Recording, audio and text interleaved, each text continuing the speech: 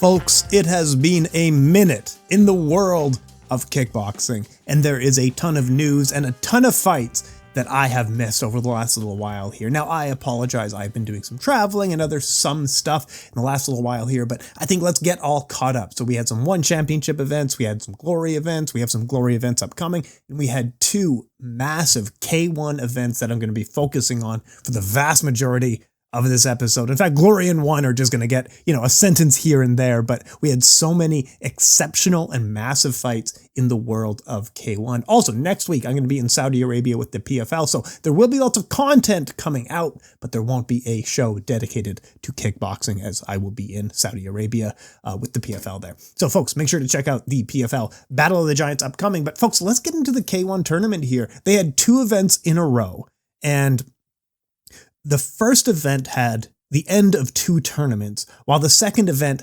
had some qualifying matches as well as some 155-pound matches.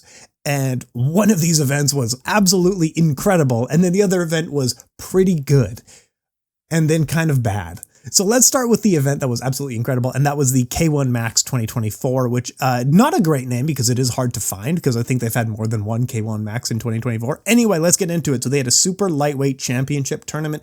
This is for a 65 kilogram or 150, this is for the 65 kilogram or 145 pounds. So this is some of the better divisions in places like Rise, Glory, One Championship. So they are now competing with people like Pechpan Nomrung, Chad Collins, Miguel Trinidade, Abraham Vidales, Jonathan Haggerty, Superlek. All these types are now in the same weight class. And this is the tournament that K1 was trying to kick off.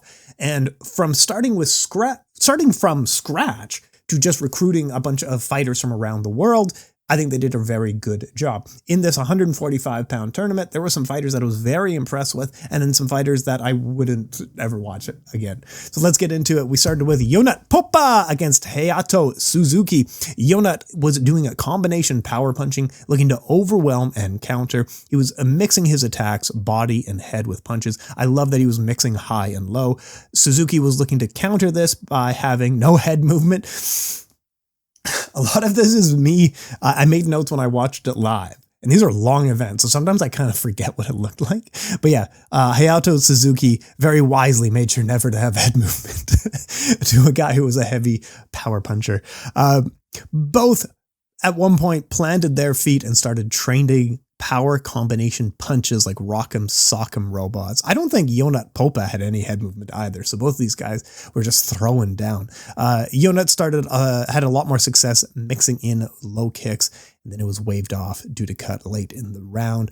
Going to the next round of the tournament, you had Yodkhunpon. He took on Can Pinar from Turkey. Yodkhunpon is a real road dog. Like for the last decade, he has fought all over the world. He fought in glory tournaments. He fought in different stadiums all around Bangkok. He fought in China. He fought elsewhere, and now he's fighting in K1 in Japan. He's a guy who's been around the block a few times. Pinar opened very aggressively, but it led to him getting countered by some solid overhands, countered with some impressive lead hooks, sharp combination punching, counter lead hooks. It just super precise, exactly the perfect placement. Scored a knockdown, 2 knockdowns in the first round. Great tournament win for Yodkhunpon because you want to get the matches finished really as quickly as possible so you're not exhausted. The winner of this tournament had to fight 3 times in one night. And if you can win via first minute knockout, amazing. And Yodkhunpon really had a good start here. The next round, you had Shu Inogaki taking on Lenny Blasi from Italy. This was a great fight. Love the outside kick work from the lead leg of the Italian Lenny Blasi. Southpaw jab from Shu. This was a fun fight, competitive. Jab, flying knee combination led to a beautiful knockout. So congratulations, Shu Inogaki goes to the next round of this tournament and looked good doing it. And the next fight I loved as well. You had Thomas Aguiar taking on Meng Gofang. And this is exactly what K1 should be doing because Thomas Aguiar is he's a WGP champion from South America. And Meng Gofang is a WLF champion from China. So you have regional champions. You have a South American champion versus the Chinese champion in the same weight class fighting in K1. That is absolutely awesome. That is so cool. It makes it look like the entire world is coordinating to do K1 fights, right? You got different organizational champions coming in, fighting in K1, different regional champions coming in, fighting in K1, fighting the best of the best in this tournament. Absolutely awesome to see. Great pressure from Meng Gofeng, sharp kicks from Thomas Eguar, great kickboxing fight, just trading punching combinations and low kicks, great head movement. I was joking before, don't avoid head movement. Do head movement. Calf kicks were beginning to make the difference. He was faking low and then going high with a hook, scored a knockdown. Great work from Thomas Eguar here. Then he knocked the referee down by accident, and I quite liked that. Meng Gofeng was trying to get it back, slamming with the calf kicks, but Thomas's tight punching combinations were just too good. This was a great fight. Thomas Eguar taking on Meng Gofeng, and of course Thomas Eguar got to the nod in the end. But yeah, if you get a chance, definitely check out that fight.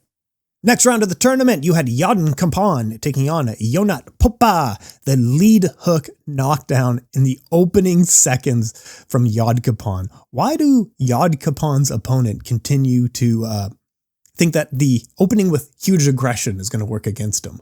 That's perfect for him. You run at him, and then he throws punches. And also, Yodkhunpon did not have a ton of head movement before, and now he comes out aggressive. I mean, Yodkhunpon is just picking his shots. He's playing a darts here. He's just landing wherever he wants. Flurry of punches, then just put down Yodkhunpon in a few seconds. Yod punches his ticket to the finals with 2 knockouts.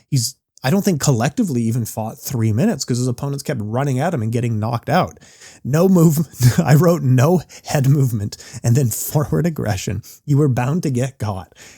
We also had in the next round of the tournament, Shu Inagake was able to defeat Thomas Eguar. Beautiful jab work from Shu Inagake. He was doing a beautiful pivot to the outside and then jab, step out and jab, set up combinations with his jab. So he jab, step out, wait for his opponent to counter, jab again, pivot to the side, jab. Love to see it. Powerful calf kicks knocked and tripped Thomas. After getting knocked down, Thomas was trying to overwhelm with a flurry of strikes, but he was still getting kicked and jabbed from the very precise, very clever Shu Inagake. I'm really excited to see more from Thomas Eguar. He may have lost here, but he really impressed me with how exciting he is, how skillful he was, and he's going to be one of those people to keep an eye on going forward in this weight class. He's a really exciting and a really fun fighter, but Shu Inagake is strategic and wise and patient, and I like to see that. I love to see, pivot and jab work. It's just, beautiful stuff. The finals of this tournament, which went down on that K1 card, you had Yodkhunpon taking on Shu Inagake. You had beautiful jab work from Shu, great in and out movement, but you had Yodkhunpon, the veteran striker, fought in Muay Thai for decades, fought in kickboxing for decades. He's attacking with open side kicks, landing to the body and legs, hooks, and punching combinations in round 2 were landing with authorities, trading head kicks against each other. I mean, they were blocked, but they were trading head kicks. Shu dashes in and does a flying knee in round 3, and then Yod returns with a series of hooks. War at the end, just throwing everything at each other, like spinning back kicks and throwing spinning back fists and flurries of punches. Great fight here. Yodkhunpon gets the victory in the end, becoming the new champion and the tournament champion in one fell swoop. Awesome tournament from start to finish. I recommend checking out those fights. Any of the ones featuring Thomas Eguar, Shu Inagake, Yodkhunpon, you need to see those fights. Those were banger fights. I really enjoyed it. That was great stuff. So the people I want to see going forward, like Meng Gofeng, I want to see more from. Thomas Eguar, as I was saying, Shu Inagake. I mean, most of the fighters in the tournament were really impressive and really good. And this is worldwide, like whether we're looking at One or Glory or Rise or K1 now, have a lot of great fighters in this tournament. And Yodkhunpon got the nod in the end. And just tremendous work from Yodkhunpon. I'm very impressed with him. And for him to get his championship trophy before he retires, after a lifetime of sacrifices in the sport of kickboxing. I'm so happy for this man. He really impressed me here. I'm so happy to see it. So congratulations to the Muay Thai striker getting a K-1 title, Yodkhunpon, and he did it with heavy punches and heavy kicks and looked awesome. A few times he had to dig deep, but for two of his opponents, they just ran towards him. Also, featured at the same event was the 55 kilogram world championship, the last two fights of this tournament. So you had Akihiro Kaneko taking on Ryamu. This was a tight, close match. Both fighters knew how high the stakes were, and neither really wanted to take big risks here. And it showed, but every exchange was very precise, very planned, and both were active and aggressive while still trying to protect and, waiting for the other person to really open up. The step-up body kick from Ryamu was looking really good. It left visible bruising on Kaneko. A lot of infighting was making all the difference. Like, these two were a centimeter, an inch apart from one another and throwing strikes, including kicks. Kaneko landed a solid knee using the clinch. Punches in the clinch got a majority decision. It was a very, very close fight, but I think it was just those clinch attacks, the clinch punches and clinch knees, which were able to make the difference for Akihiro Kaneko, who's just a veteran of fighting here. Then you had Rui Okubo take on Masashi Kimura. So largely this was supposed to be Masashi Kimura and Akihiro Kaneko fighting in the finals for like the fourth time or something. They've had a trilogy already. Kaneko won it, and each fight was pretty amazing.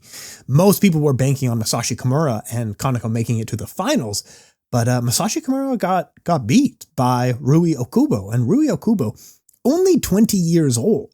He only turned pro in like 2021 or something like that, or 2022, or, one of those guys. He's a young guy. He won the Koshian, the essentially like amateur kickboxing, but he is very good. He is very, very good. Now, for a 20-year-old man, he has a ton of skills, but I don't think he's done growing into his frame. So he's starting at 55 kilograms, but he looks very tall for this weight class, but he also looks like his arms look very skinny. I don't think he's done growing by any means, so I expect him to go up in the future. But there is a ton of things that stick out to me for him, is that he's a really solid mixed fighter. A lot of fighters come in and they have very clear backgrounds, whether they were Muay Thai fighters or Kyokushin karate fighters or maybe boxers and transitioned or whatever it might be. With Rui Okubo, I couldn't quite place what his style was, because you could see a lot of shades of Kyokushin karate. You could see a lot of shades of Muay Thai in his fighting. And he's just a born and bred kickboxing K-1 fighter. And he's really, really, really impressive. There is a lot of reasons to watch Rui Okubo going forward. Only 20 years old. And oh my God. Anyway, great kicking base, lead leg kicks to the body, but the jab was making all the difference from Rui Okubo. I love a good jab. It is the most important strike in anyone's game. Sharp jab, in and out, fast. Also, it was an amazing fight overall. Masashi Kimura was, of course, very much in this fight. I'm really talking up Rui Okubo, but Masashi Kimura was very much in it. They were trading hooks and heavy kicks. A flying knee in round 2 nearly scored a knockdown, but Kimura stayed standing. An amazing pivot work from Rui Okubo. And that's the thing of, if you are a young person, a lot of very young, talented fighters, get away with a lot of young fighters. If you're 20 years old, you come in and you're pretty skilled, but you realize you can get away with a lot of doing fighting poorly. That's almost the wrong way of saying it. But you can get away with a lot of things doing it essentially wrong because you are so athletic and so fast and so tough. People can hit you and you stay standing. You can go, fight 4 times in one night and you stay standing. But as you get older, a lot of those skills begin to deteriorate. There is a lot of skills in the game of Rui Okubo that will always be with him and that are very impressive. And most of all, of course, it's just his pivot work and his jab work is exceptional. And with age, those two things are not going to fade. Some of his other stuff is going to fade that he does quite well, but he's going to continue and get better. And his pivot work and jab work is always going to be keys to his game. So you can have 20 years of Rui Okubo fighting, to be honest, if he stays healthy.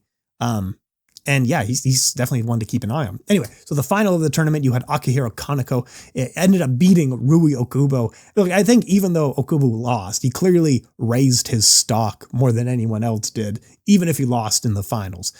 Great hooks were landing from Kaneko to really counter the pivot work, as I was just talking about. Okubo was landing the outside calf kick, looking very good. And as I was talking about, the solid jab was working for Rui Okubo. Even someone as experienced as Akihiro Kaneko was getting caught with the expert perfect timing jab of Rui Okubo.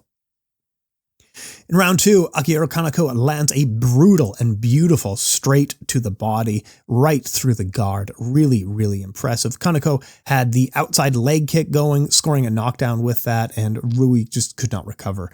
I don't know what happened to his ACL or MCL, but some real kicking power in the game of the big frog gym guy, Akihiro Kaneko. We'll see in the future what they do with this division, because it is a very, very good division. Rise has some really good fighters in this division as well. It's becoming a pound for pound important division in K1. But yeah, I think you saw the rise of a few stars really on here. Like, I don't know if they can push Yodkhunpon very well in Japan, but he's one that I'm definitely going to be tuning in for. Rui Okubo I'm going to be tuning in for more. Shu Inagake, Thomas Eguara, Mango Fong I really want to see more for, and everyone in the 55 kilogram world championship, Ryamu, Akihiro Kaneko, Rui Okubo, Masashi Kimura. I'm going to be tuning in for all those people going forward. And then you had Yuki Yoza fighting Petchdam also on this card as well. Yuki Yoza is one of the major stars in K1. I mean, the nerds on Twitter really like Yuki Yoza for various different reasons. He comes in with very different inventive striking. And Petchdam is a veteran of kickboxing and Muay Thai.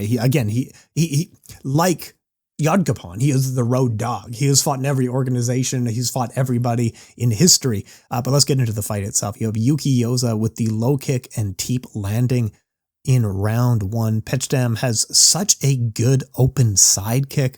Yuki Yoza was blocking, trying to work off of it. Combination punches from Petchdam were pushing Yuki Yoza back, both trading and punching kicks with flurries. This was a great fight. Yuki Yoza versus Petchdam. As soon as you can watch this fight, go out of your way and find it, because it wasn't just a great brawl. It was a great high action, high paced technical kickboxing fight. It wasn't just two dorks throwing caution to the wind and doing rock'em sock'em robot impressions. This overall was a great and technical fight, and ultimately Yuki Yoza was able to score a knockdown with the low kicks on the end of his combination. Beautiful work. The kicking power from Yuki Yoza is just incredible. And at one point in round 3, he entered the Yoza-verse, where he is landing with kicks, knees. He had spinning back kicks, low kicks. He is dodging and throwing head kicks back. It's like, for the first 2 rounds, it was quite close. It was very competitive for the first 2 rounds. But in round 3, Yoza just entered his universe. They entered the Yoza-verse, right? And Petchdam could not land anything on him, but Yuki Yoza was landing almost everything he threw. It was beautiful. The round 3, emerging from a close fight to a dominant win in round 3. Incredible, incredible, incredible. Beautiful work in round 3, finished with a battery of leg kicks to get the TKO victory against a veteran fighter in Petchdam. This was a very impressive win from Yuki Yoza. That is it for that event. Let's go forward to the next week with the K1 World Grand Prix 2024 in Osaka. So you had a bunch of 155 pounders competing. They just had the tournament a few weeks ago, and now they're having kind of the mixed fights for the people who are still healthy. And it's a really good tournament they're putting together. And they're also doing the Asian round for the open weight tournament at this same event. And we'll talk about all those fights going on here. Daryl Verdonk defeated Zora Okapian. This was a very fun, messy little fight. Zora Okapian was doing very well. He landed massive overhand and flurries early in the fight, landing good shots. Both began throwing punches and flurries, ending with low kicks. This was 2 Dutch stylists attacking, both landing well. Verdonk adjusted into working with his length and long jabs with his teep kicks from the outside range, but Zora Okapian very much still in the fight and landing flurries. Zora was landing heavy flurries in round 2, mixing body and head. You know how I love that. Eventually, initially they fought to a draw, so we got an extension round. And then it was a little mirror match for the first 10 seconds. Each guy was throwing exactly the same combination at the other one. The combinations from Daryl Verdonk looked very crisp. He was the fresher one in the extension round and landed with very good work, picking his shots very well. And the teeps and outside leg kicks just kept landing. Zora was pressuring with punches, but ultimately Daryl Verdonk got his hand raised in the extension round. But again, this was a very, very good fight. If you get the opportunity, no matter where it comes up in the future, make sure to check out Daryl Verdonk versus Zora Okapian. This was a very, very good fight. And then there's a theme with these 155-pound fights that continues to come up over and over again. And I'll talk about it at the end, but something weird was going on with the judging. Okay, I mean, that's the setup, but then the next fight doesn't fit that theme. Hiromi Wajima got a little squash match against Kim Jun-hwa. First round knockout from a knee. It looked like Hiromi Wajima, like they set up a fight where he could get an easy knockout. It looked like they were 2 weight classes apart. I mean, Kim Jun-hwa coming in against Hiromi Wajima. Hiromi Wajima is the champion of this division, or one of the champions somehow. Kim Jun-hwa is making his debut and was undersized. Like, they gave Hiromi Wajima an easy win, and he rose to the occasion, and he got the easy knockout win in the end. No notes on this one, other than if you are a foreigner getting invited to K-1 to fight one of their guys, be careful. They are not trying to judge in your favor. They're not trying to matchmake in your favor, as Dogman and I were talking about last week. The next fight, you had Jordan Piqueur take on Dengue Silva. Jordan Piqueur, of course, very game veteran fighter. And Dengue Silva was the very impressive Brazilian long boy competing in the Grand Prix just a few weeks ago. Dengue Silva landed very well in round 1 with his 1-2 into combination punching.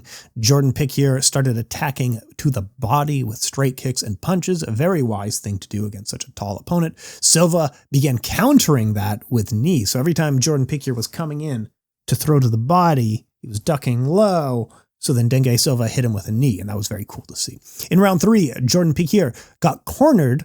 Sorry, other way around. Jordan Piqueur cornered Dengue Silva, and Dengue Silva tried a knee shield, and then Jordan Piqueur just punched over the knee shield, and that was very cool to see. Landed some really impressive power punches while having Dengue Silva cornered. It was scored a draw and forced to go to an extension round. Jordan Piqueur landed some overhands to counter the kicks and scored a knockdown, and that secured the fight. Really good fight. Really good fight. If you're going out of your way, the other fights were better. Stoyan Korpulevensky defeated Jinko Oda, but this was a war. This was an incredible fight. This was a high-stakes fight.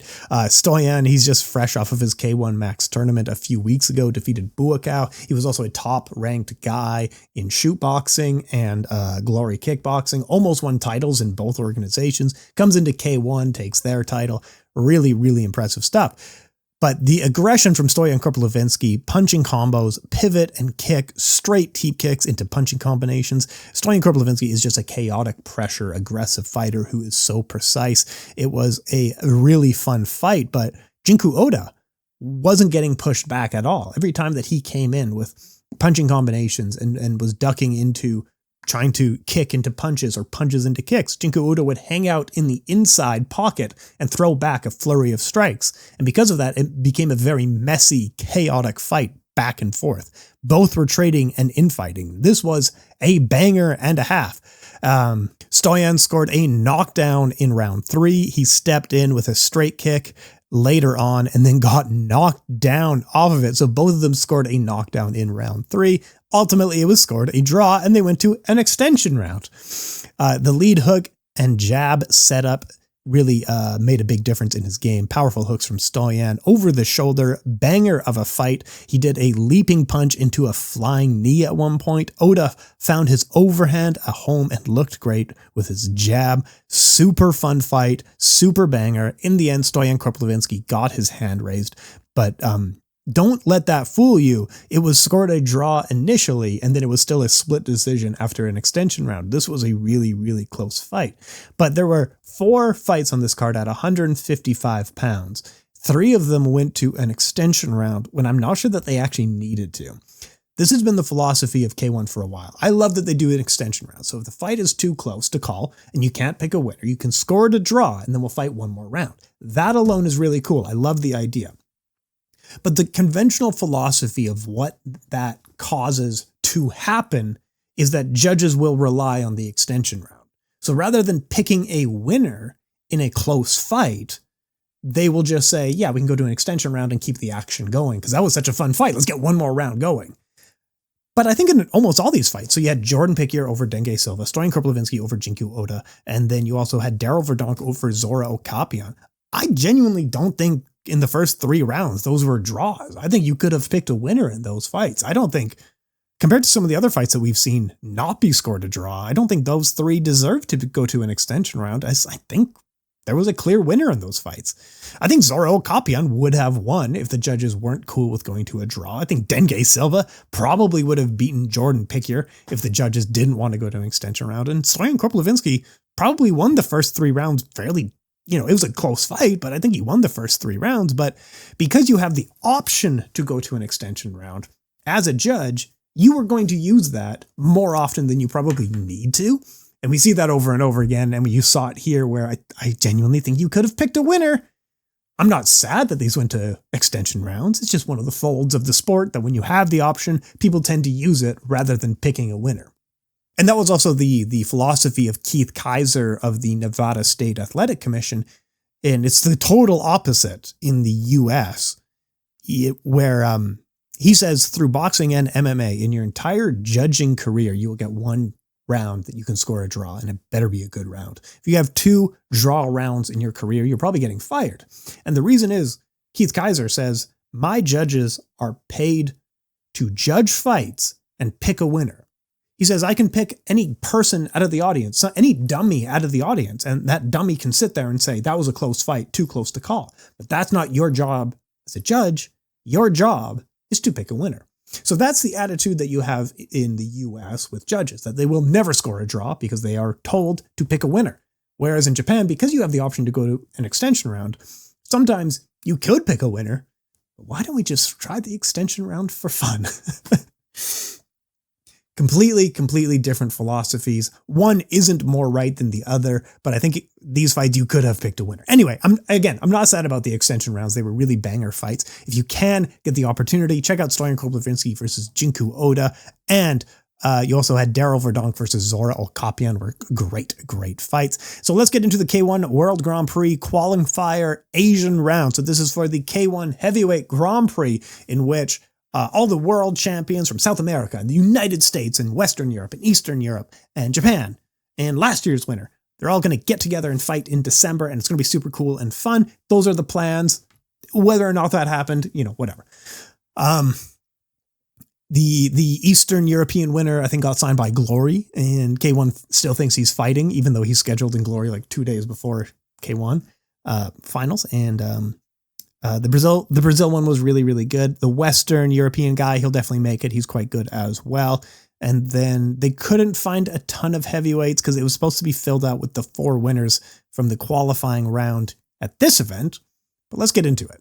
So Kwon Jang-won defeated Seiya Tanagawa. Now, Kwon Jang-won was a fighter from South Korea who I was very high on coming in. I'm really impressed with him. Very slick, impressive hand speed. A fighter that I keep an eye on because he's really good. And I actually think he's going to do really well in the tournament at the end of the year. Seiya Tanagawa seemed to have no answer for the size. He was ducking low into clinches and grabbing the hips like he was going for a takedown. He got multiple warnings from the referee. I mean, all he did was try to duck low under his opponent's punches and try to clinch. One right straight from Kwon Jang-won, scored a knockdown in round 1. Seemed to be a massive power differential. Tripped him with a calf kick. Seiya Tanagawa was stumbling and falling all over the place. It looked like he was like a balloon caught in the wind. He was just falling all over the ropes, or he would miss and then fall down. It was like he was a puppet on puppet strings, and every time his opponent threw a punch, he would fall over. It reminded me a lot of when Hongman Choi fought Jose Canseco in the Super Hulk Grand Prix. It reminded me a lot of when Hongman Choi fought Jose Canseco in the I think it was 2011 Super Hulk Grand Prix in Dream, where Jose Canseco just had no idea what to do against an opponent this big. But I think there was a lot of opportunity for Seiya Tanagawa to do very well. And in round 3, he started doing stuff. He started throwing punching combinations and landing kicks, and he was doing quite well. But just for whatever reason, he made it look so much worse than he needed to. With every time his opponent threw at him, he would just like flop all over the place. It was quite embarrassing, to be honest.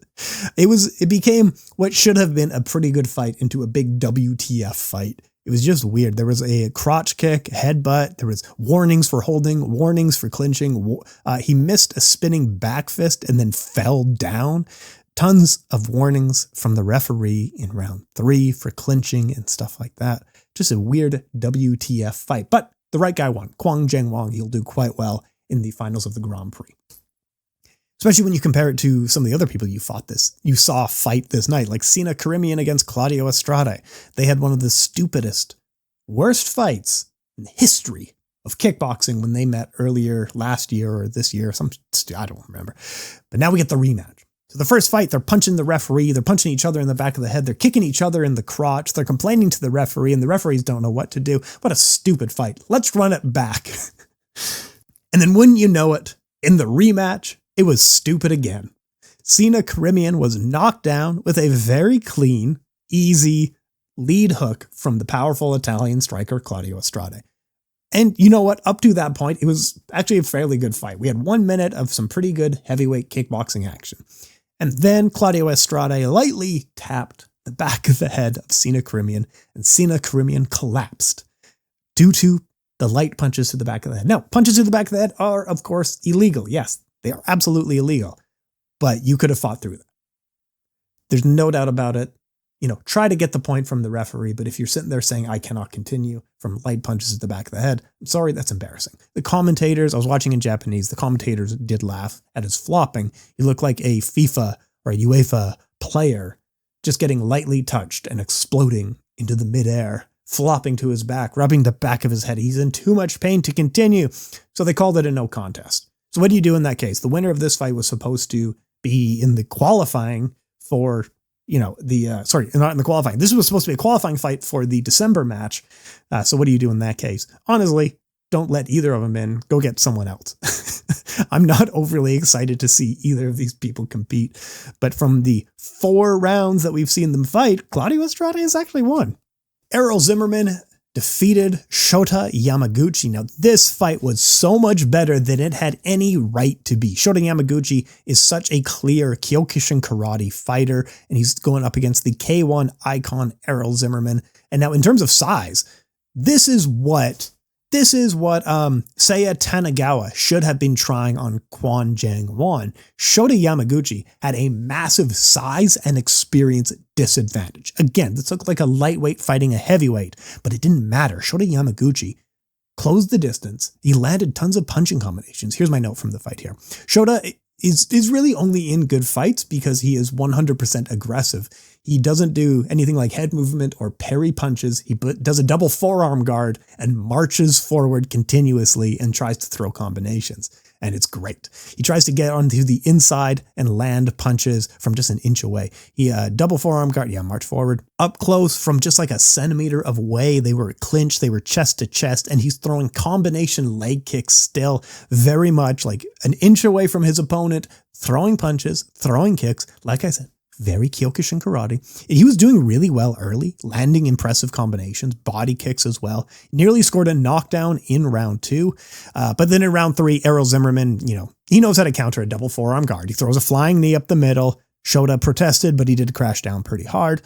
Shota then pushed back with another flurry, but an uppercut and overhand from Errol Zimmerman ended the match as a round 3 KO. But maybe Shota Yamaguchi is your guy to take the Sina Karimian Claudio Estrade because he's so exciting. He has so much determination, and he is also very, very highly skilled and clearly has a ton of power. He's a really exciting fighter that I'm willing to tune in for. He's a ton of fun to watch. He had a size and experience disadvantage, and he did not let that dissuade him from going for a knockout continuously. And he, on my scorecard at least, won the first 2 rounds, just get knocked out in the third. But still, that was super fun, super, super good. KG defeated Jerome Le Banner with a head kick. Now, I was maybe one of the guys who gave Jerome Le Banner a lot of credit that he might win this fight. Jerome Le Banner is 51 years old, but KG is undersized, coming off of a losing streak.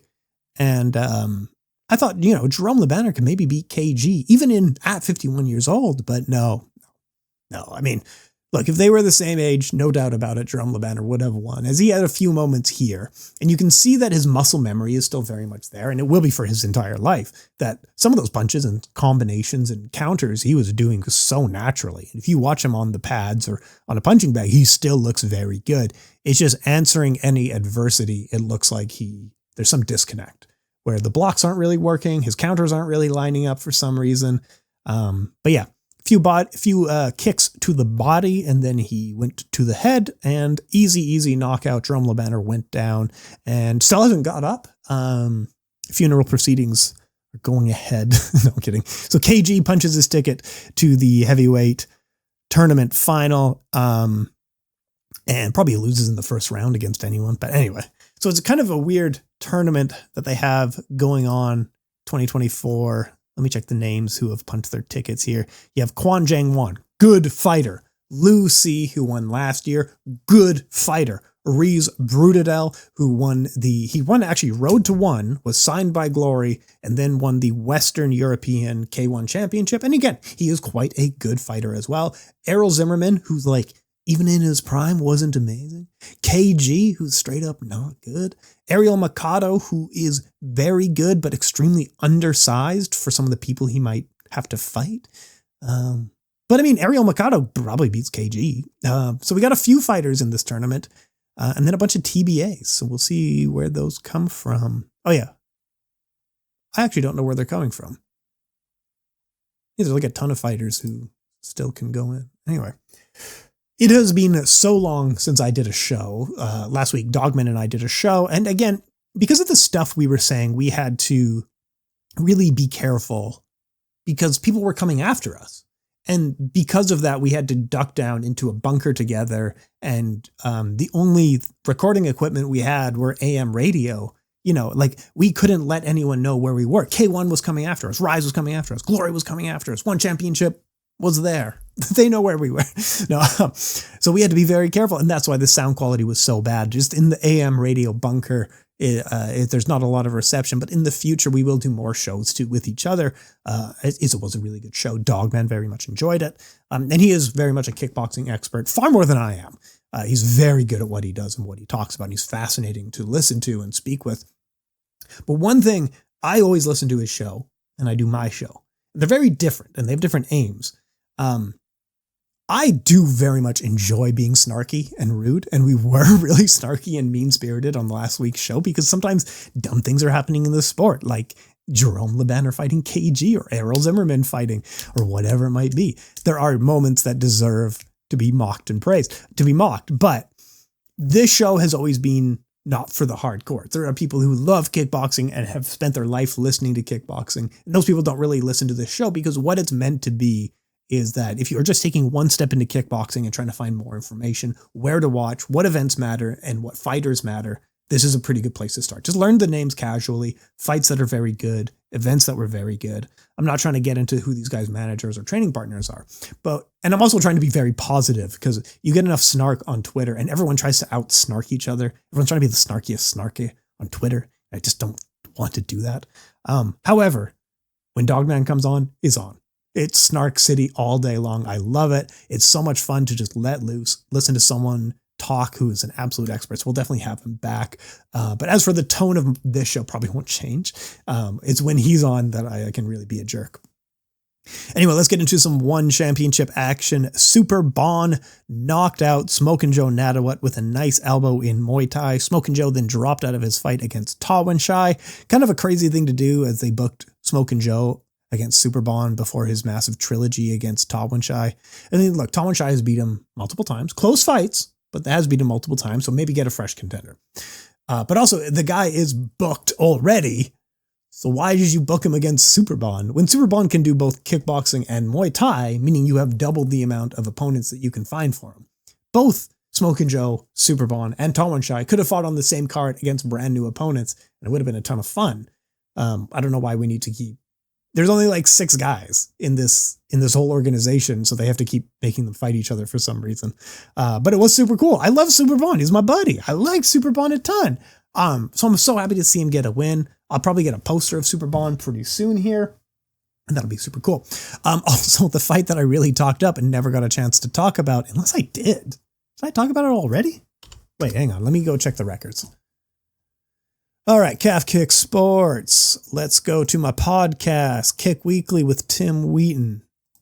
You have 45 last week. Jonathan Haggerty versus Superlek. This was the break. Yeah, so I actually never did the post-fight breakdown for Superlek knocking out Jonathan Haggerty with an elbow. Got it done in the US. What was this, 46 seconds or something like that? Very cool stuff. Very good work. And it was almost exactly the same as their first fight back in like 2019, 2017, I forget, where he was catching the kicks of Jonathan Haggerty and would come over the top with elbows that opened a cut, and the fight had to stop. But constantly he was going over the top with elbows. And in this fight, it wasn't the exact same trap. It was countering the overhand with elbows. He could see the tell. Ghost did a really good breakdown on Twitter. He's awesome. He always does really good breakdowns, and that's where I'm taking my notes from for this fight. But his legs were the tell. So his legs came in, and it was one of 2 strikes coming in. And he knew one of them was going to be an overhand right, so he can counter with an elbow. And that's all she wrote. Awesome stuff. Superlek is the man, goes up in the pound for pound list. From number 1 to stronger number 1, I guess.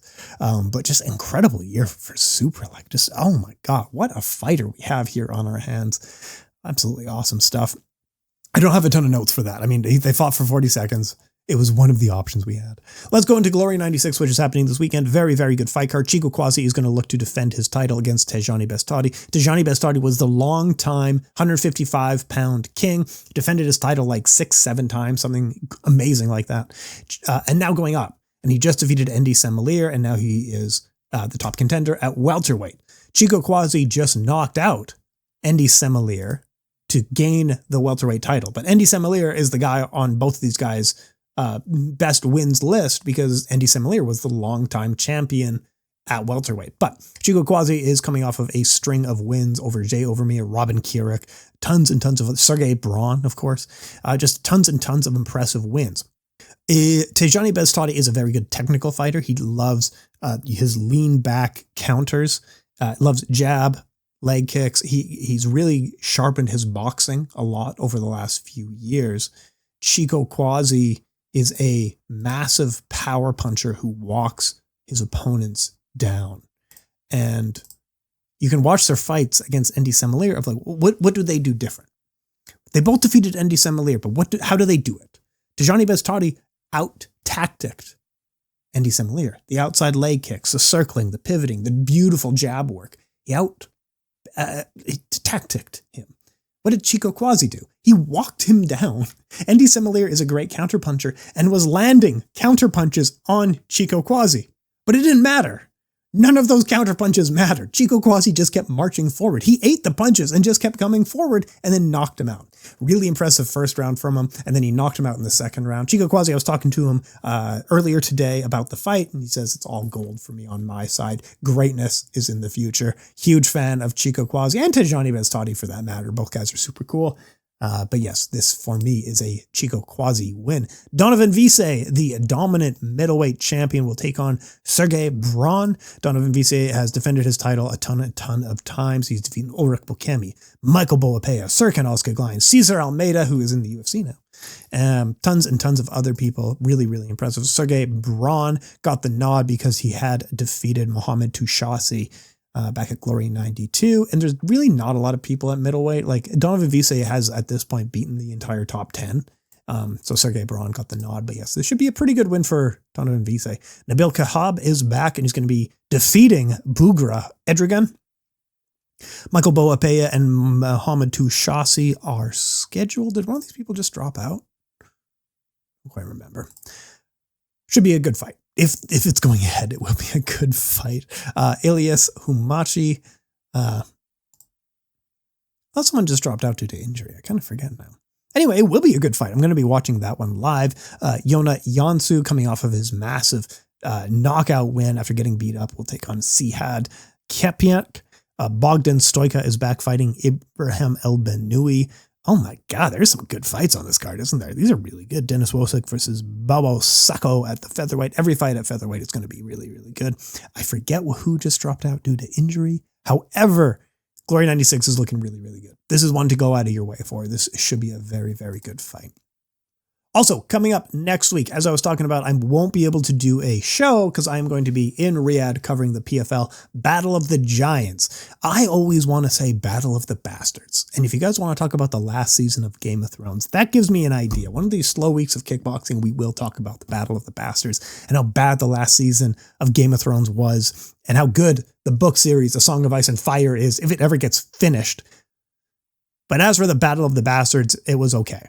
As for the Battle of the Giants, it was PFL Super Fights, Battle of the Giants. We have lineal titles coming in from every angle where almost every historic MMA title will be tangled up in the fight between Renan Ferreira and Francis Ngannou. Francis Ngannou is the lineal MMA heavyweight champion, which also had tied into it other great championship titles.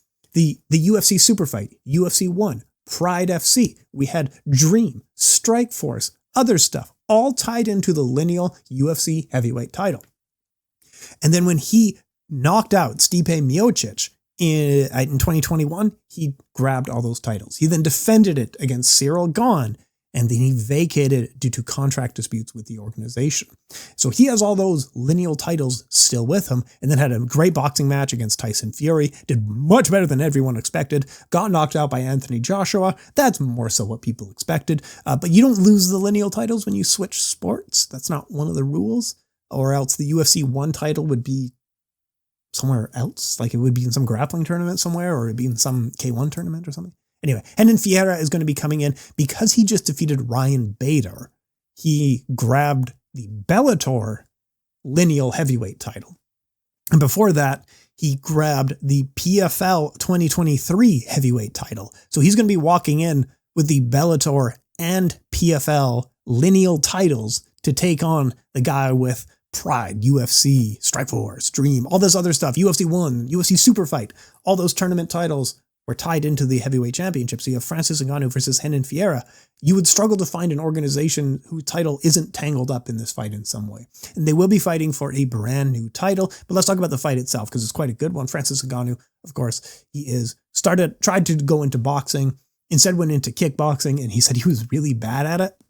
I talked to him about that a little bit, but he just said he did terribly. And he still won some fight in not Paris, I forget where it was.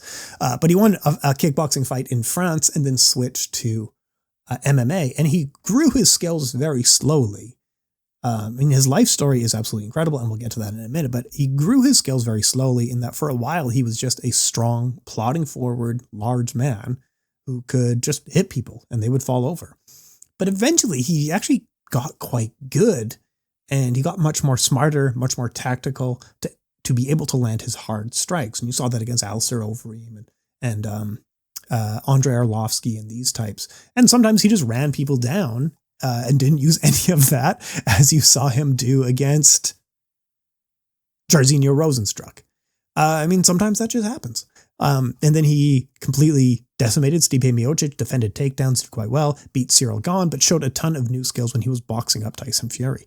Looked really, really good in that fight. So he is a fighter who continuously is getting better, working hard, very motivated. Son passed away earlier this year. There are a few people in history who just seem to have a more interesting life than anyone else. Like Mansa Musa is one of those people. It's one of the most highly interesting people of all time. Francis Ngannou is also one of those people. If you're watching this show, you know his story. Left his village when he was just a young man, crossed the deserts of Africa. He was in like a commune that was for homeless people, trying to cross over into Spain, kept getting arrested and sent back, nearly drowned, had to jump the barbed wire fence into Spain, got arrested. He was then on the streets of Paris and was homeless, and he was sleeping in car parks and stuff like that. Then got into an MMA gym and they let him sleep there for a while. and eventually was making enough income that he actually got a house and stuff, and then became UFC heavyweight champion, just, UFC heavyweight champion, like it's nothing.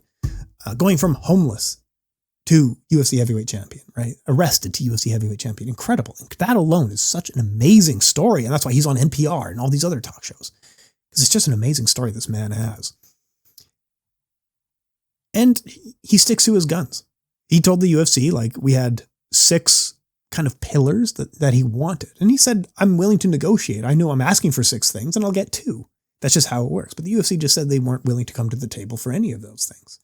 So he took it to another organization, talked to a ton of different organizations, and the PFL signed him. And it would have been very easy for the UFC to keep him in just by saying, yeah, you can go box Tyson Fury. That's fine. Just like Conor McGregor did. And we'll take a cut. But instead, the UFC said hard no. And he said, okay, see you guys. So instead, he made the $30 million against Tyson Fury and didn't have to share it with anyone. Now he's going to be fighting Renan, who is the towering Brazilian knockout machine. He is one of the tallest fighters, 6'8", a full 265-pound heavyweight. He has to cut weight to make the heavyweight limit here in MMA, coming off of a 21-second knockout against Ryan Bader, 1 punch to defeat Ryan Bader. He beat Denis Golstov by knockout, beat Maurice Green by knockout, beat Matthias Schifel by knockout. He's coming in off of a massive knockout win streak. Of his 13 wins in MMA, 11 of them were by knockout. Honestly, he might beat Francis Ngannou. It is a great fight happening from Riyadh, the future capital of fight sports. And I'm really looking forward to it. Also on the card, Chris Cyborg is going for her 5th MMA title. The legendary Chris Cyborg. She's held titles in Invicta, Strikeforce, Bellator, the UFC, and now she's looking for a PFL title, taking on Larissa Pacheco, who is the PFL champion, who has a very famous win against Kayla Harrison. 2-time PFL champion. Johnny Eblin and Fabian Edwards will have a very, very good back and forth fight. Johnny Eblin's always really, really exciting. AJ McKee is fighting on it as well. Rufian Stotts is fighting. It should be a very good, exciting event up and down the card. Ryzen just announced, let me bring it up here because I've talked so much, I forget what I'm talking about. Oh yeah, Artem Vakitov. Yeah, y'all know, like, you listen to the show enough, you're not surprised by Artem Vakitov getting signed to the UFC. I told you guys that a while back and nobody believed me, but we knew who his opponent was and we interviewed him and stuff like that. What was I talking about? Related to kickboxing. Yep. Oh, the Buakaw fight. Yeah. Buakaw will be fighting at the Japan Martial Arts Expo. Now, I don't have a ton of idea of what the Japan Martial Arts Expo is. It is happening very soon, October 19th. But it looks to be a crossover event where Ryzen, K-1, Quintet, and others will be participating in this. And he's going to be boxing Cozy, who is a former kickboxing champion who was then retired. I think Buakaw will have a nice size advantage going into the fight, but may not win, even despite that. Cozy was pretty good, but I don't know. We'll see what's happening. Can I find any more news on the Japan Martial Arts Expo?